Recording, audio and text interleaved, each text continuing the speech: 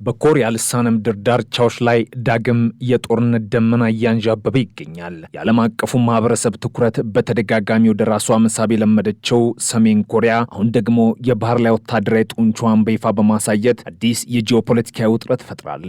የሰሜን ኮሪያ ብሔራዊ ቴሌቪዥንና የይፋ የዜና አውታሮች እንደዘገቡት ሀገሪቱ እጅግ ዘመናዊና አውዳሚ የሆኑ የባህር ኃይል ጦር መሳሪያዎችን ሙከራ በተሳካ ሁኔታ አከናውናለች። የሙከራ ተራ ወታደራዊ ልምምድ ሳይሆን ሀገሪቱ በባህር ላይ ያላትን የጥቃት የመፈጸም አቅም ወደ አዲስ ምዕራፍ ያሸጋገረበት ታሪካዊ ክስተት ተደርጎ ተወስዷል። በዚህ በተጠናቀቀው ሳምንት መጨረሻ ላይ የተካሄደው ይህ ግዙፍ ወታደራዊ ትርኢት በቀጥታ በሀገሪቱ ጠቅላይ መሪ ኪም ጆንጉን የቅርብ ክትትልና ትዕዛዝ ሰጭነት የተፈጸመ ነው። ኪም ጆንጉን ይህንን አጋጣሚ በመጠቀም ሀገራቸው እያደረገች ያለውን የማያቋርጥ የወታደራዊ ዘመናዊነት ጉዞና የባህር ኃይሏን አቅም የማሳደግ ራዕይ ለዓለም አሳይተዋል።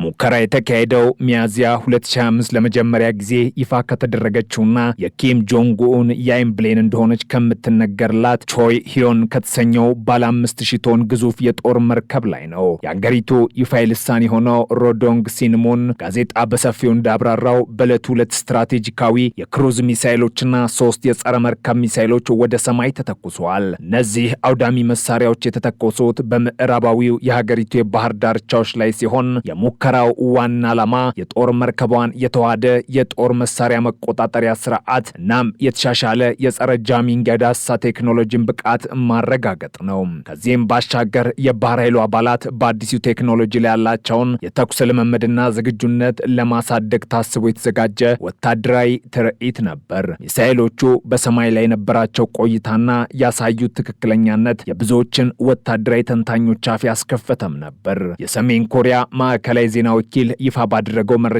መሰረት የክሩዝ ሚሳኤሎቹ ከ7869 እስከ 7920 ሰከንዶች ከ2 ሰዓታት በላይ በአየር ላይ በመብረር ቀድሞ ወደ ተቀመጠላቸው አቅጣጫ የተጓዙ ሲሆን የጸረ መርከብ ሚሳኤሎቹ ደግሞ ከ1960 እስከ 1973 ሰከንዶች ወይም ከ30 ደቂቃዎች በላይ በቢጫው ባህር ላይ አስቀድሞ በተሰመረላቸው የምህዋር መስመር ላይ በረራ አድርገዋል። በመጨረሻም 5ቱ ሚሳኤሎች የታለመላቸውን ኢላማ እጅግ ከፍተኛ በሆነ ትክክለኛነት ማውደምም ችለዋል። የመንግስት የዜና አውታሮች ይፋ ያደረጓቸው ተከታታይ ፎቶግራፎች ሁኔታውን ይበልጥ ግልጽ ያደርጉታል። በምስሎቹ ላይ ኪም ጆንጉን ከፍተኛ የጦርና የባህር ኃይል አዛዦቻቸው ጋር በመሆን በአንድ ወደብ ላይ ቆመው ሚሳኤሎቹ ከጦር መርከቧ ላይ ግራጫማ ጢስ እያቦነኑ ወደ ሰማይ ሲተኮሱ በኩራት ሲመለከቱም ይታያል። የሀገሪቱ ባለስልጣናት ይህን ልምምድ የባህር ኃይላቸው እያደገ ለመጣው ኦፕሬሽናል ዝግጁነትና የማጥቃት አቅም ማሳያ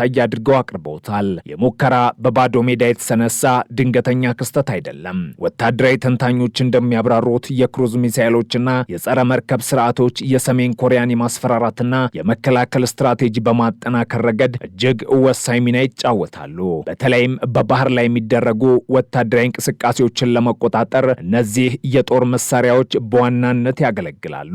ይህ ክስተት የመጣው በደቡብ ኮሪያና በአሜሪካ መካከል ያለው የጠበቀ ወታደራዊ ትብብር በቀጠናው ላይ ከፍተኛ ውጥረት በፈጠረበትና ሁለቱ አጋር ሀገራት የሰሜን ኮሪያን እንቅስቃሴ በቅርበት እየተከታተሉ ባሉበት እጅግ ስስ በሆነ ጊዜ ላይ ነው። በሙከራው ስፍራ የተገኙት ኪም ጆንጉን ከድሉ በኋላ ባደረጉት ታሪካዊ ንግግር ሀገራቸው ተጨማሪ ግዙፍ የጦር መርከቦችን የመገንባት ስራዋን በፍጥነት ማጠናቀቅ እንዳለባት አጽንኦት ሰጥተዋል። የመግለጫ ፒዮንግያንግ የባህር ኃይሏን አቅም ወደ ላቀ ደረጃ ለማሸጋገር የጀመረችውን ሰፊ ዘመቻ በግልጽ የሚያሳይ ነው። ጠቅላይ መሪው መንግስታቸው የሀገሪቱ የኒውክሌር ኃይል ያለ ገደብ ለማስፋፋት ያለውን ጽኑ አቋም በድጋሚ በማረጋገጥ ከውጭ ለሚሰነዘሩ ማናቸውም ስጋቶች አጸፋዊ ምላሽ ሊሰጡ የሚችሉ ይበልጥ የረቀቁ የባህር ላይ ጥቃት ስርዓቶችን እንዲለሙ ጥብቅ መመሪያ አስተላልፏል። የሰሜን ኮሪያ የጦር መርከብ ግንባታ ፕሮግራም ውስብስብና ሚስጥር የተሞላበት ጉዞ ነው። ኪም ጆንጉን ቾይ ሂዮን የተሰኘችውን ይህችን መርከብ መገንባት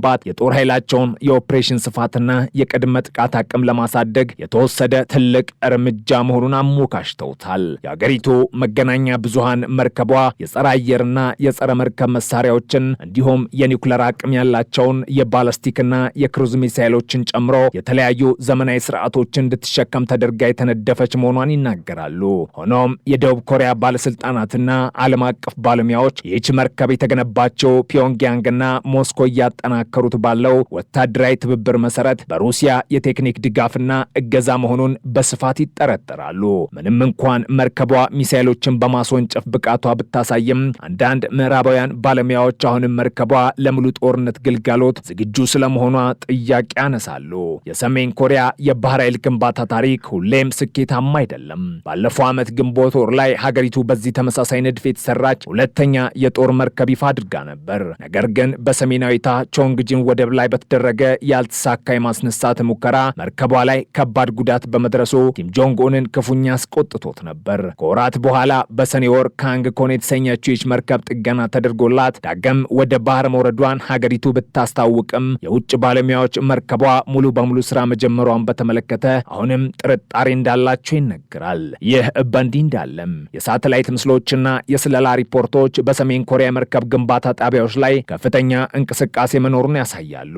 በሀገሪቱ ምዕራባዊ የባህር ዳርቻ በሚገኘው የናምፖ የመርከብ መገጣጠሚያ ጣቢያ ውስጥ ሶስተኛዋ የጦር መርከብ በመገንባት ላይ ትገኛለች። የሀገሪቱ መገናኛ ብዙሃን ይህች መርከብ በመጪው ጥቅምት ወር በሚከበረው ገዢው የሰራተኞች ፓርቲ ምስረታ በዓል ላይ ተጠናቃ ትመረቃለች የሚል ግምት አላቸው። ኪም ጆንግ ኡንም በቅርቡ ባደረጉት ጉብኝት ቁጥር 3 እና 4 በሚል ሚስጥራዊ ስያሜ እየተገነቡ ስላሉ የጦር መርከቦች የጦር መሳሪያ ስርዓት ፕላን ላይ ዝርዝር ገለጻ ተደርጎላቸዋል። ጠቅላይ መሪው ሰሜን ኮሪያ በቅርቡ ያስመዘገበችውንና በጥራት እያደገ የመጣውን የወታደራዊ ዘርፍ ስኬት በማየት ከፍተኛ እርካታ እንደተሰማቸው መግለጻቸውን KCNA ዘግበዋል። የአዲስ የሚሳኤል ሙከራ የተካሄደው ሰሜን ኮሪያ የኒውክሌር አቅም ያላቸውን ኃይሎቿን በማስፋፋት ተቀናቃኟን ደቡብ ኮሪያን ኢላማ ባደረገችበትና በሁለቱ ሀገራት መካከል ያለው ዲፕሎማሲያዊ ግንኙነት ሙሉ በሙሉ በበረዶ በታሰረበት እጅግ አሳሳቢ ወቅት ላይ ነው። የሰሜን ኮሪያ የጦር መሳሪያ ሙከራዎች ከጊዜ ወደ ጊዜ እየተጠናከሩ መጥተዋል። ኪም ጆንግ ኡን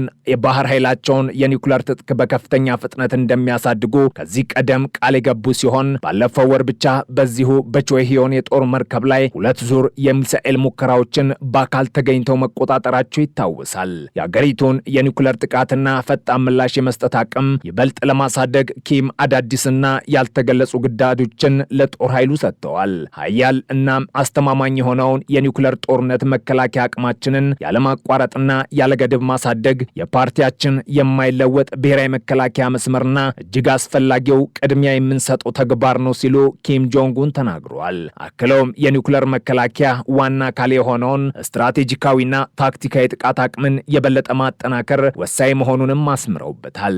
የሰሜን ኮሪያ ወታደራዊ ትርኢት በባህር ላይ ብቻ የተገደበም አይደለም። ልክ ባለፈው ሳምንት ሀገሪቱ ክላስተር ቦምብ የተገጠመለትን ታክቲካዊ የባሊስቲክ ሚሳኤል ሙከራ ማካሄዷን ማስታወቋ የብዙዎችን ትኩረት ስቦም ነበር። ይህ አዲስ መሳሪያ ኢላማ የተደረጉ አካባቢዎችን እጅግ በከፍተኛ ኃይል ማውደም የሚችል እንደሆነ የመንግስት ሚዲያዎች ዘግበዋል። ከዚሁ ጋር ተያይዞ የሀገሪቱ ከፍተኛ ባለስልጣናት ደቡብ ኮሪያ ከሰሜን ኮሪያ ጋር ያላትን ግንኙነት ለማሞቅና ሰላም ለማውረድ ያላትን ተስፋ የሚያሾፉና የሚያንቋሽሹ መግለጫዎችን በይፋ አውጥተዋል። የዚህ ሁሉ ፖለቲካዊና ወታደራዊ ውጥረት ስርወ መሰረቱ ወደ ኋላ ተመልሶ ሲታይ እንደ አውሮፓውያኑ አቆጣጠር በ2019 በአሜሪካው ፕሬዝዳንት ዶናልድ ትራምፕና በኪም ጆንግ ኡን መካከል በሃኖይ የተካሄደው ታሪካዊ ድርድር ያለ ስምምነት መፍረሱን ተከትሎ የተፈጠረ ነው። ከዚያን ጊዜ ጀምሮ ኪም ጆንግ ኡን ከዋሽንግተንና ከሲኦል ጋር የነበራቸውን ትርጉም ያለው የሰላም ውይይት ሙሉ በሙሉ አቋርጠውታል። በተለይም ፕሬዝዳንት ትራምፕ ወደ ሁለተኛ የስልጣን ዘመናቸው ሲመጡ